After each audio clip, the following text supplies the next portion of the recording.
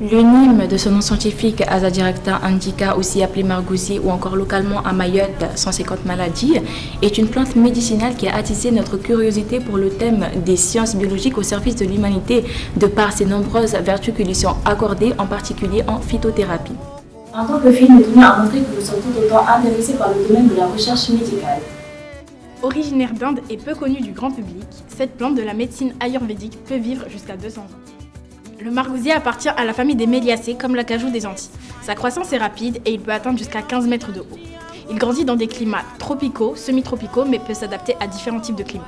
Nous nous sommes alors demandé en quoi le margousier mérite-t-il son appellation locale de 150 maladies. Pour répondre à cette problématique, nous avons dans un premier temps réalisé une étude botanique qui nous a permis de faire un herbier scientifique. Nous avons laissé sécher les feuilles pendant approximativement 3 semaines, puis nous les avons disposées sur une feuille de format A3.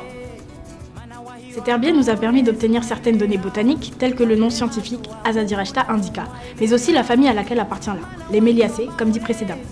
Nous y avons précisé ses caractéristiques, telles que son odeur, sa taille ou encore sa durée de vie. Son feuillage est caduc, ses feuilles peuvent mesurer entre 20 et 40 cm, et les pétioles sont courtes. Nous nous sommes tout d'abord focalisés sur les feuilles et avons réalisé une chromatographie sur papier afin de visualiser les pigments chlorophylliens. Grâce à cette chromatographie sur couche mince, nous avons pu détecter la présence de chlorophylle A, de chlorophylle B, de xanthophylle et de carotène.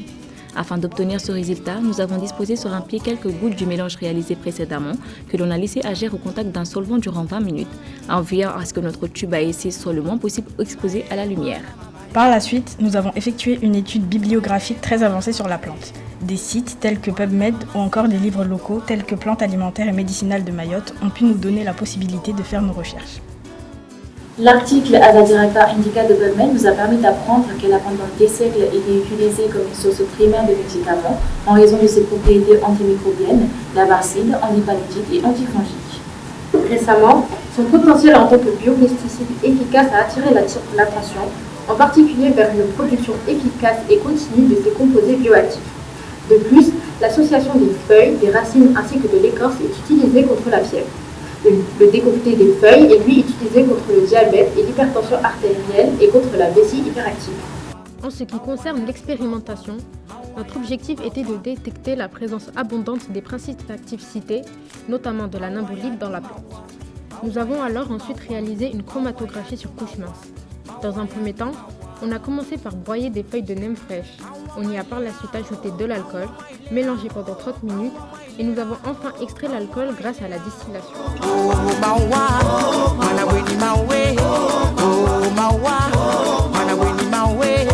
Par la suite, nous avons utilisé un solvant qui a servi d'éluant afin de mettre en évidence la nimbolide que nous avons disposée sur des plaques de silice. On a laissé agir 5 minutes en positionnant un couvercle au-dessus du bécher afin que le solvant puisse agir en gardant sa concentration.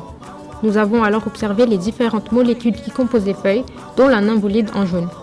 Afin de finaliser cette expérience, nous avons calculé le rapport frontal, ce qui nous a permis de comparer avec les résultats bibliographiques trouvés. L'étude bibliographique menée nous a permis d'identifier 3 grands principes actifs qui composent la plante. D'abord, l'azadiractine, composé organique de la famille des limonolides, qui est largement utilisée comme base pour la production de biopesticides. Néanmoins, d'autres propriétés ont été reconnues pour cette substance, parmi lesquelles l'activité anticancéreuse et antipaludique se distingue. Il est un composé très intéressant à la fois pour sa structure chimique, qui a nécessité 18 ans dans sa résolution, sa synthèse qui a nécessité encore 22 ans, pour ses propriétés biologiques comme moyen de dissuasion alimentaire pour de nombreux insectes et un perturbateur de croissance pour la plupart des insectes et de nombreux autres arthropodes. Nous avons ensuite le nimbolide, un triterpène qui s'est avéré être l'ingrédient le plus actif parmi les limonoïdes cytotoxiques des extraits des graines de Nîmes. Le nimbolide dérivé des feuilles et des fleurs de Nîmes est largement utilisé dans les pratiques médicales traditionnelles pour traiter diverses affections humaines. Il présente de multiples effets pharmacologiques, parmi lesquels son activité anticancéreuse est la plus prometteuses.